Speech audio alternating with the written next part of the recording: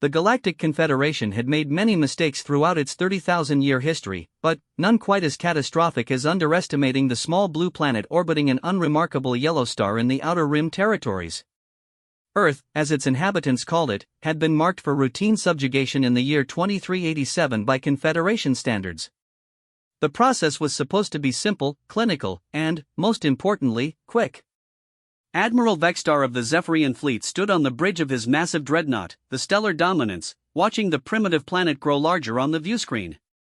His forearms moved with practiced efficiency across the command console, his scaled hide reflecting the blue glow of the ship's systems.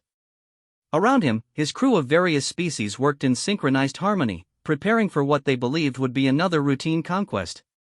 The Confederation had perfected the art of planetary subjugation over millennia. First came the demonstration of superior firepower, usually the destruction of a few military installations or major cities. Then, the ultimatum for unconditional surrender. Finally, the installation of a puppet government and the integration of the conquered world into the Confederation's vast economic machine. It had worked on over 10,000 worlds. Earth should have been no different. The initial assault began at precisely 0800 Confederation Standard Time.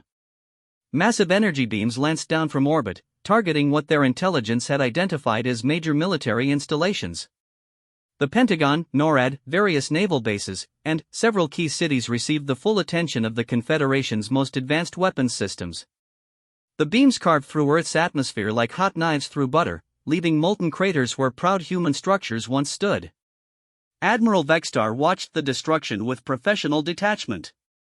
The humans had shown remarkable ingenuity for such a young species, he had to admit. Their technology was primitive by Confederation standards, still relying on chemical propulsion and crude nuclear weapons, but they had managed to spread across their entire planet and even establish small outposts on nearby celestial bodies. It was almost a shame to crush such potential. The first sign that something was wrong came when the human response arrived faster than anticipated.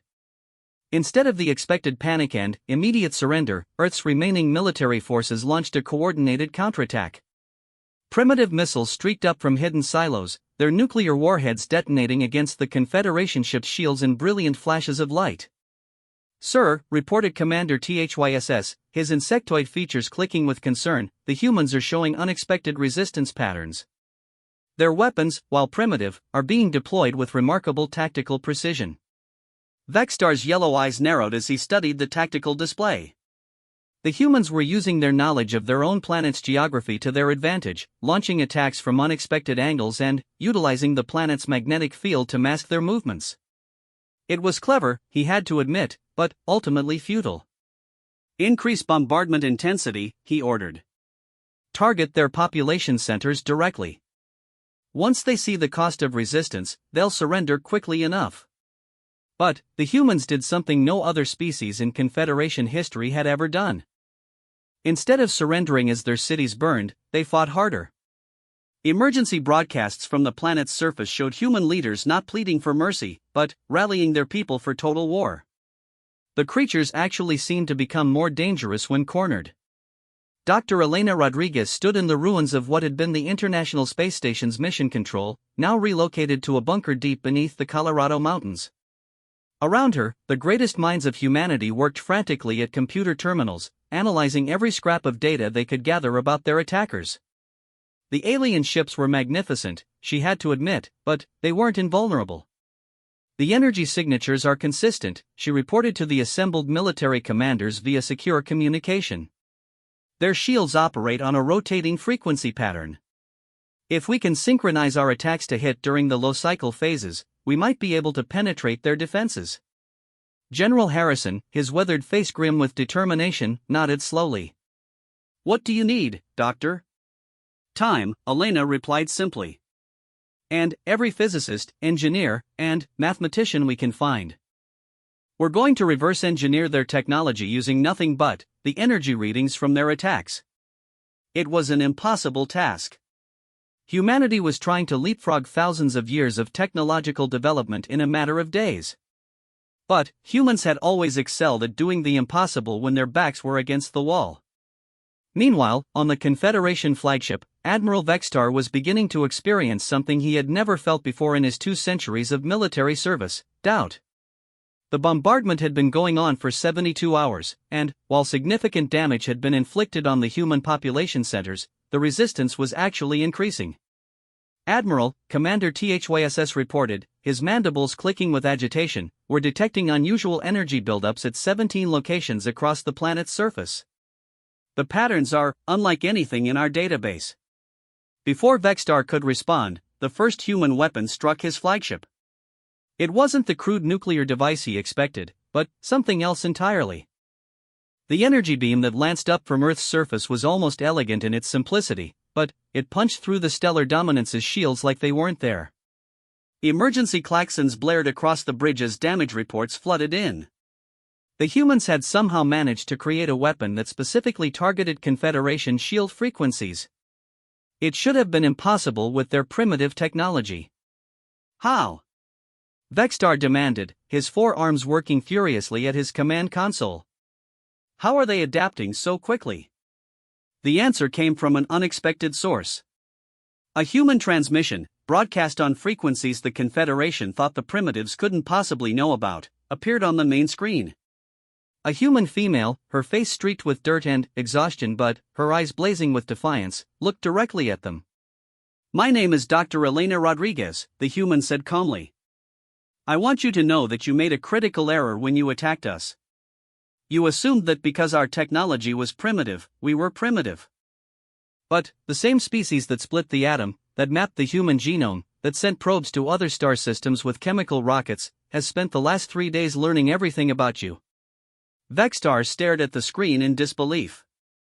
The human continued speaking, her voice growing stronger with each word.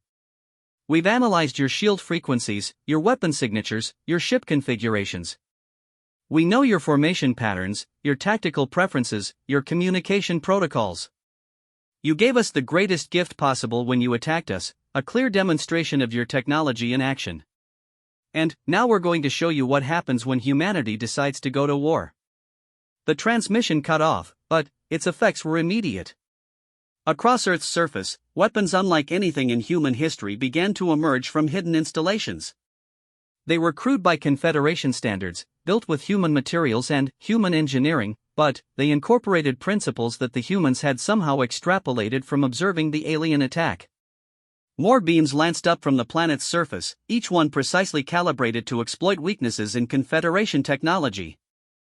Ships that had dominated star systems for millennia found their shields failing, their weapons systems overloading, their navigation computers crashing as human-designed computer viruses spread through their networks. The humans had done something unprecedented in galactic history.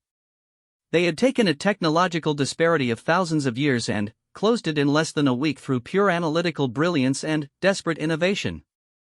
Admiral Vextar watched in growing horror as his fleet, the pride of the Confederation, began to fall apart around him. Human fighters, barely more than metal shells with chemical rockets, swarmed around his massive ships like angry insects, their pilots showing a reckless disregard for their own safety that no Confederation species could match.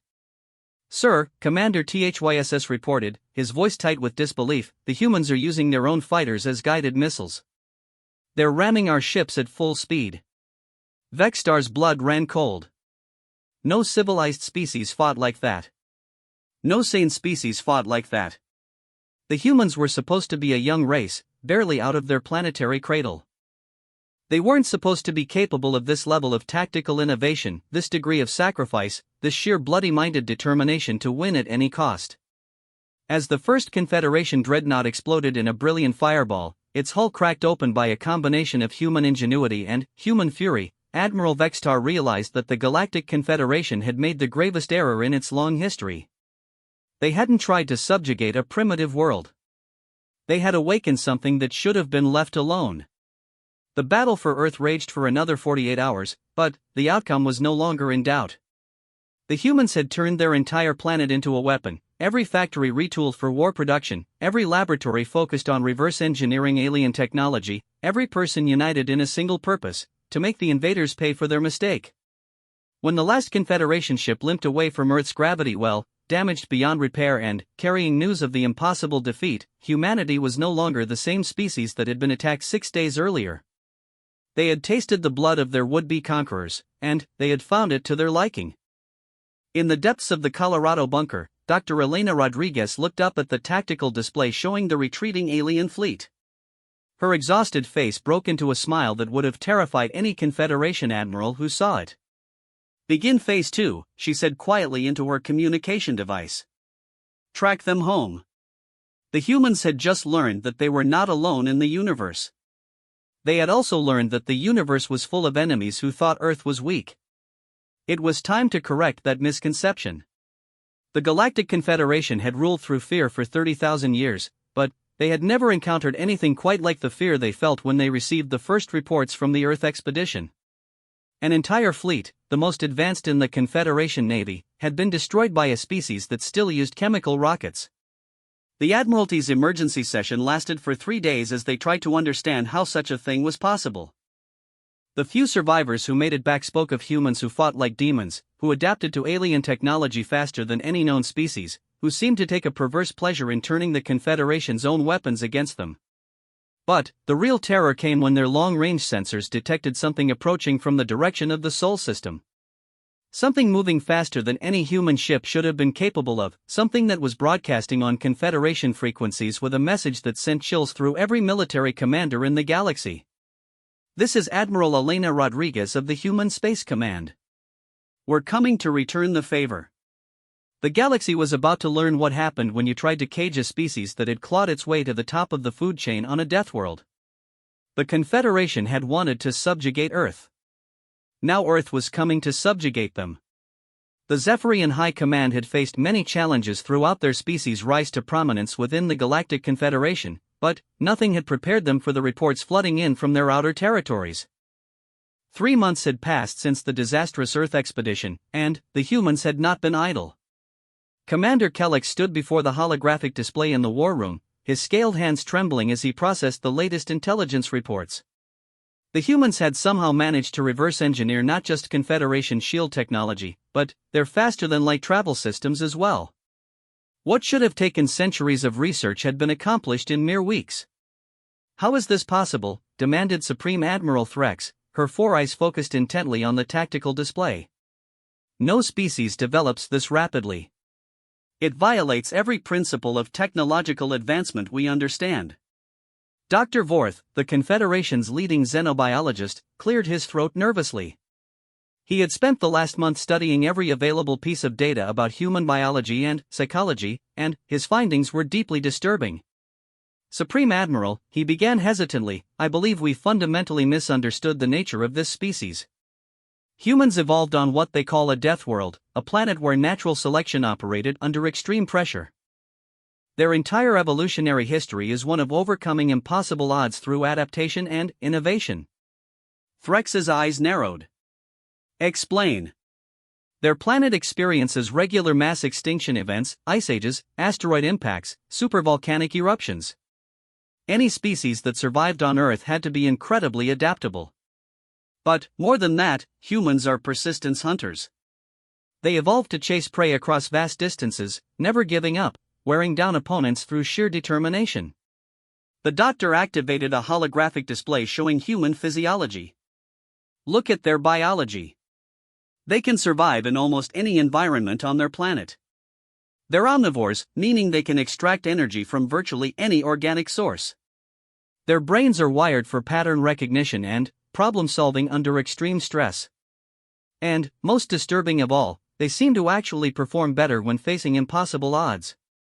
Commander Kellex interrupted with another incoming report. "Supreme Admiral, we're receiving distress calls from the Rigel system. The humans they've somehow bypassed our entire early warning network." The main display shifted to show a tactical overview of the Rigel system, one of the Confederation's most heavily fortified positions. The massive space stations that had protected the system for over a millennium were dark, their energy signatures completely absent.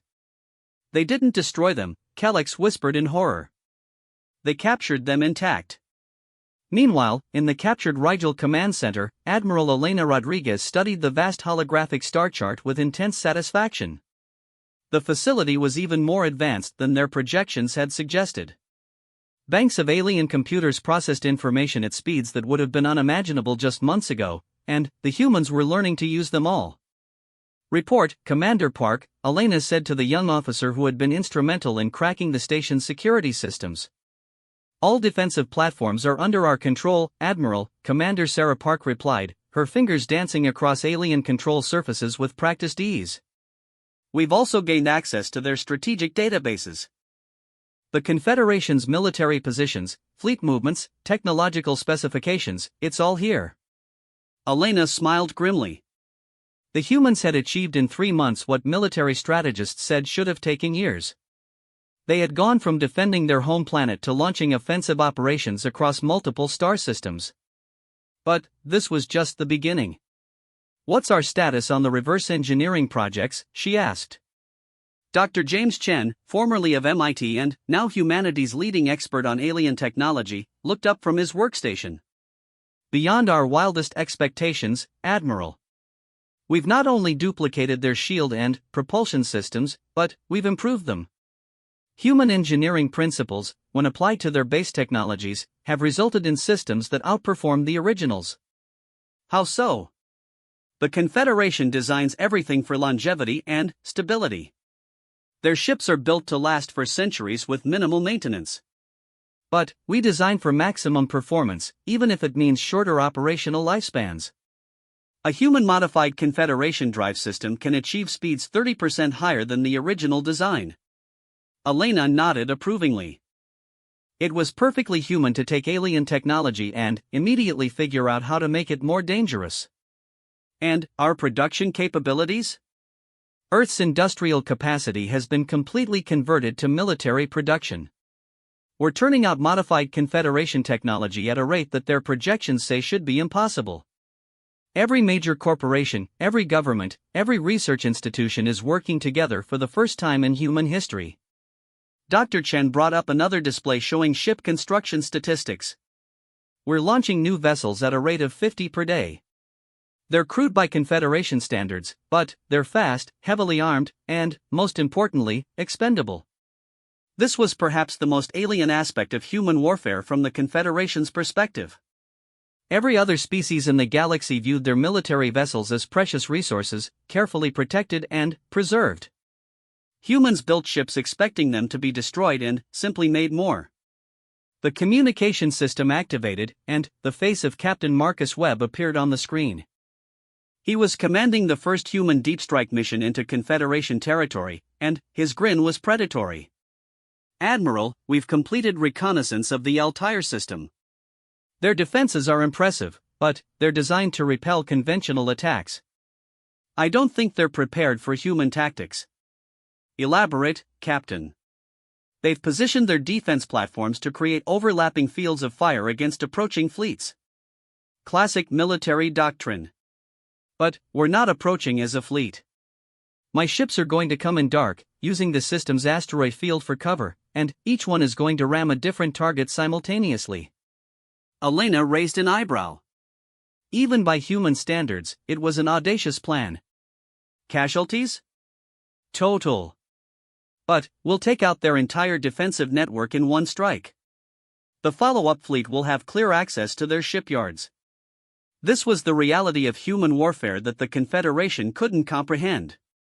Humans didn't just accept casualties, they weaponized them. Every ship destroyed was a data point, every death was a lesson learned, every defeat was preparation for the next attack.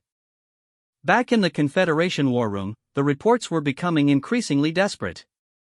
Human forces were appearing throughout the outer territories, striking at targets that should have been impossible to reach, using tactics that defied all military logic. "They're not fighting like a civilized species," Commander Kellex reported, his voice shaking. "Their ships ram our stations at full speed. Their soldiers fight to the death rather than surrender.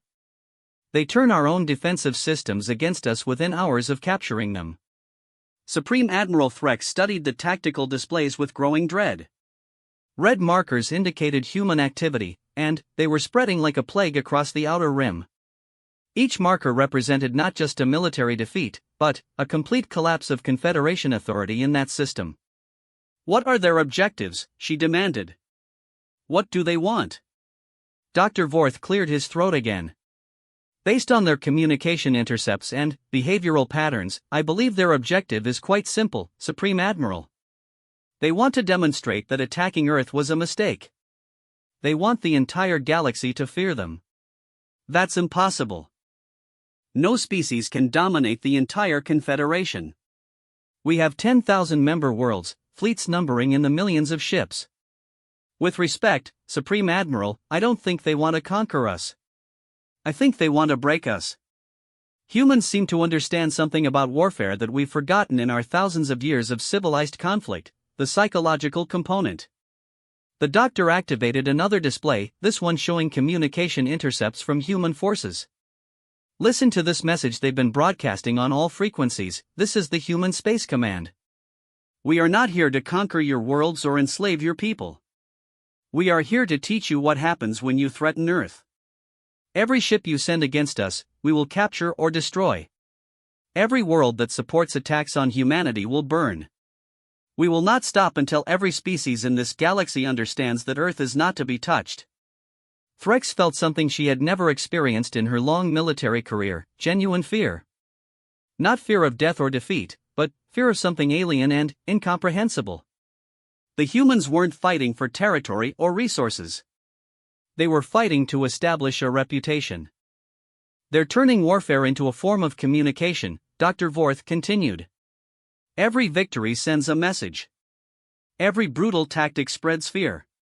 They're weaponizing terror itself. The communication system activated, and a human face appeared on the screen. It was a young human female, her features hard with determination and her eyes cold with purpose. This is Captain Sarah Chen of the Human Space Command. I have a message for the Galactic Confederation. The entire war room fell silent. 3 months ago, you tried to subjugate our world. You thought we were weak because our technology was primitive. You were wrong. We have now captured 17 of your star systems, destroyed over 300 of your ships, and taken control of 4 major military installations. And we're just getting started. Captain Chen's expression didn't change, but somehow her words became even more chilling. We want you to understand something. Humanity doesn't forgive. We don't forget. And we never, ever give up.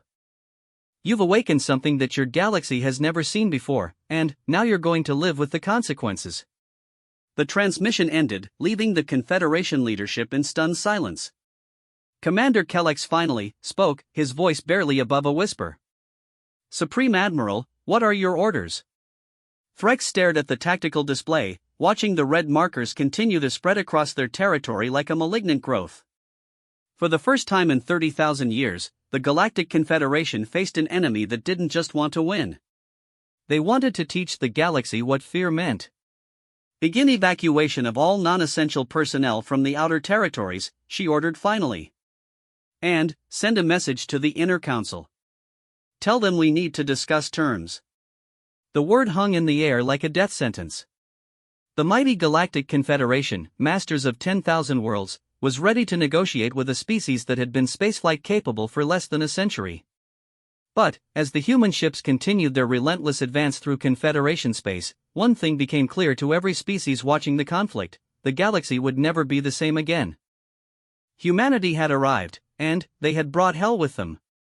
6 months after the first human ship had appeared in Confederation space, the galaxy had learned a new emotion, the specific type of terror reserved for the approach of human vessels. The distinctive energy signatures of human-modified ships sent entire star systems into panic, and the mere mention of Earth in diplomatic channels could end negotiations instantly. Ambassador Keltar of the Hegemony Council stood nervously in the reception area of the human diplomatic station orbiting Proxima Centauri. The station itself was a perfect example of human engineering philosophy. It was efficient, intimidating, and clearly designed with the assumption that someone might try to attack it. Defensive platforms surrounded the structure like a deadly crown, their weapons tracking any approaching vessel with mechanical precision. The ambassador had requested this meeting after the humans had systematically dismantled 3 more Confederation fleet groups, capturing their technology and incorporating it into their ever-expanding war machine. What had begun as an attempt to subjugate a primitive world had become the greatest military disaster in recorded galactic history. "The humans will see you now," announced the translation device attached to his escort, a compact human female in a crisp military uniform. Ambassador Keltar's 6 legs carried him unsteadily down the corridor, past windows that showed the construction yards where human shipbuilders worked around the clock to produce more instruments of war. The sight was deeply unsettling. The humans had taken Confederation ship designs and, somehow, made them more terrifying. Where alien vessels were elegant and graceful, human modifications were brutal and functional. Every surface bristled with weapons, every component was designed for maximum destructive potential. Admiral Elena Rodriguez waited in the conference room, her presence commanding despite her relatively small stature compared to most galactic species. Behind her stood a holographic display showing real-time positions of human forces throughout the galaxy, red markers that had spread like a virus across what had once been secure Confederation territory. "Ambassador Keltar," she said, her voice calm and professional. "I understand you wish to discuss terms." The hegemony diplomat's translator worked frantically to convey the complex mixture of respect, fear, and desperate hope in his reply. "Admiral Rodriguez, the Galactic Confederation formally requests a cessation of hostilities. We acknowledge that the initial attack on your world was an error in judgment." Elena's expression didn't change. "An error in judgment. You destroyed 17 million human lives and tried to enslave our entire species. Your forces targeted civilians, hospitals, schools. And you call it an error in judgment. The military commanders responsible have been removed from their positions and face tribunals for their actions," Keltar said quickly. The Confederation leadership had no knowledge of the planned assault until after it began. "I see." Elena touched a control on the table, and the holographic display shifted to show detailed tactical analyses of Confederation fleet movements. "So this buildup of forces in the Vega system, the mobilization of 17 battle groups in the Perseus Arm, the evacuation of civilian populations from your core worlds, these are also errors in judgment?" Ambassador Keltar's primary eyes widened in shock. The human intelligence network had penetrated deeper into Confederation space than anyone had imagined. Information that should have been classified at the highest levels was apparently common knowledge to the human military. Those are defensive preparations," he stammered. "The Confederation has a right to defend itself." Elena leaned forward slightly, and something in her expression made the ambassador instinctively step backward. "Ambassador, let me explain something to you about humanity. We are not a reasonable species. We are not a forgiving species. And we are certainly not a species that forgets when someone tries to exterminate us." She gestured to the tactical display, where human forces were shown deep within what had once been the most secure regions of Confederation space. "Your people made a fundamental error when you attacked Earth. You assumed that because we were technologically inferior, we were weak. But humans don't measure strength in terms of technology. We measure it in terms of will. And our will to see you destroyed is absolute." The ambassador's translator struggled with concepts that had no equivalent in most galactic languages. The idea of warfare driven by pure vindictive fury rather than practical objectives was alien to most civilized species. What would it take for humanity to cease hostilities?" Keltar asked desperately. Elena smiled, and the expression was more terrifying than any weapon. "Complete surrender. Dissolution of the Galactic Confederation as a military force. Reparations to be paid to Earth in the form of technology transfers and industrial capacity. And, most importantly, the galaxy needs to understand that Earth is never to be threatened again." "That's impossible. The Confederation represents 10,000 worlds, hundreds of species. You can't expect us to simply surrender our entire civilization." "Then, we'll take it piece by piece," Elena replied calmly. "We've already captured 67 star systems and we're barely getting started. Our production capacity increases every day as we bring more alien technology online. At current rates, we estimate we'll have effective control over the outer rim within 8 months." She touched another control, and the display showed projected human expansion patterns. The red markers spread inexorably inward toward the Confederation's core worlds, an unstoppable tide of human ambition and fury. You see, Ambassador, your people never understood what they were dealing with. Humans evolved as apex predators on a world that tried to kill us every single day. We survived ice ages, supervolcanic eruptions, asteroid impacts, and countless other extinction events. We developed spaceflight by strapping ourselves to controlled explosions and hoping for the best. We split atoms when we weren't entirely sure it wouldn't ignite our atmosphere.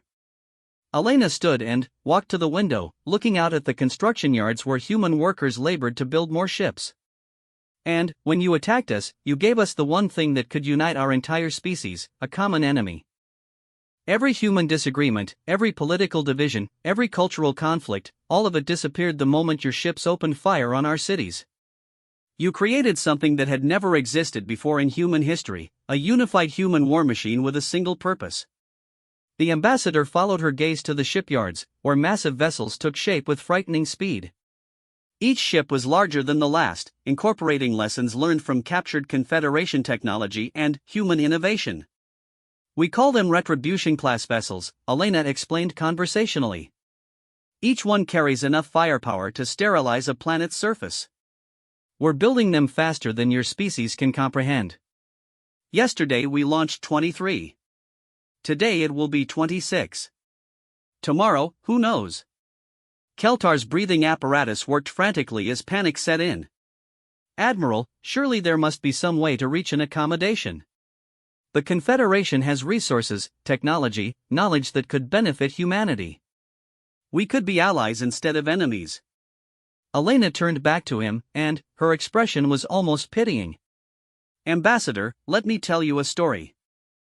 In human history, there was once a powerful nation that attacked a smaller, more isolated country without warning. They destroyed military bases, killed thousands of civilians, and expected quick surrender. Instead, they awakened what one of their own leaders called a sleeping giant. That smaller country didn't just defend itself, it mobilized its entire industrial capacity for war and didn't stop until its enemies were utterly defeated. She gestured toward Earth, visible through the window as a small blue dot in the distance. The Confederation made the same mistake, but on a galactic scale. You attacked our entire species and expected us to submit. Instead, you've awakened something that your galaxy has never seen before, a predator species with advanced technology and an absolute determination to ensure that no one ever threatens Earth again. The communication system activated, and Captain Sarah Chen's face appeared on the screen. Her expression was grim but satisfied. Admiral, Operation Thunderbolt is complete. The Antares shipyards are under our control. We captured them intact, along with 17 heavy cruisers under construction. Engineering teams are already working to retrofit them with our modifications. Elena nodded approvingly. Casualties? Minimal on our side. The Confederation forces surrendered after our initial assault. Word of human tactics seems to be spreading faster than our ships. After Chen's image disappeared, Elena turned back to the increasingly desperate ambassador. You see, Ambassador? Your own forces are beginning to understand the futility of resistance. Every engagement teaches them that humans fight differently than any species they've encountered. We don't surrender. We don't retreat. We don't stop. She returned to her seat and fixed Keltar with an unwavering stare. So here's what's going to happen. You're going to return to your leadership and explain that humanity offers one chance, and only one chance, for the Confederation to avoid complete destruction. Total surrender, reparations, and a galaxy-wide recognition of Earth's sovereignty. If they refuse, we'll continue our advance until we're dictating terms from the steps of your Capitol buildings. And if we accept? Then, humanity might be satisfied with ruling only half the galaxy, Elena replied with a smile that contained no warmth whatsoever. Ambassador Keltar left the station with his mind reeling. The journey back to Confederation space gave him time to process what he had learned, and the conclusions were terrifying. Humanity wasn't just winning the war, they were enjoying it. They had found their calling as the galaxy's apex predators, and they showed no signs of stopping. 3 days later, his report reached the Confederation High Council, and emergency sessions began immediately. The choice facing the galaxy's oldest civilization was simple: surrender to a species that had been spacefaring for less than a century, or face the complete destruction of everything they had built over 30,000 years. The vote was unanimous. For the first time in galactic history, the Galactic Confederation formally surrendered to an outside force. The document was transmitted on all frequencies, in every known language, ensuring that every species in the galaxy would understand the new reality. Earth had become legend. Humanity had become the thing that other species told scary stories about. And, the small blue planet that had once been marked for routine subjugation was now the capital of a human empire that stretched across the stars. The message was received on Earth with celebration, but also with the cold satisfaction of a predator that had successfully defended its territory. Humanity had learned something important about the galaxy: it was full of species that understood only strength. And now they knew that humans were the strongest of all. In the years that followed, the galaxy would adapt to its new reality. Human ships patrolled the space lanes, human technology revolutionized galactic industry, and human military doctrine became the standard taught in every war college. Children of alien species would grow up learning about Earth the same way human children had once learned about monsters, as something terrible and powerful that lived in the dark spaces between stars. But, for humanity, it was simpler. They had been attacked, and they had made their attackers pay. The galaxy had tried to cage them, and instead had freed them to become what they were always meant to be: the apex predators of the cosmos. The galaxy had attempted to subjugate Earth. Now humanity struck fear across the stars, and the universe was exactly as it should be. With humans at the top of the food chain.